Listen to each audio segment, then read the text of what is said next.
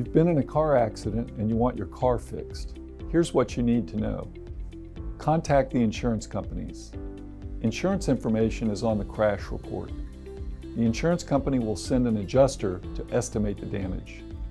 You can get a repair estimate from a body shop. Can your car be repaired or is it totaled? Florida law requires car owners to carry at least $10,000 in property damage, but $10,000 might not be enough to repair or pay for your car. If your car is totaled, the insurance company has to pay you the fair market value.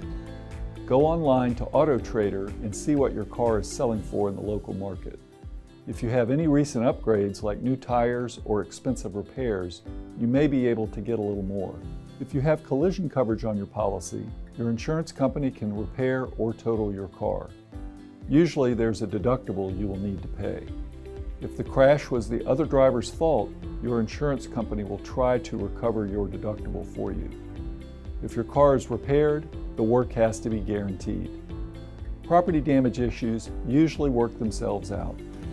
If you've been in a car accident, give us a call and we can answer your questions about who fixes your car. Thanks for watching.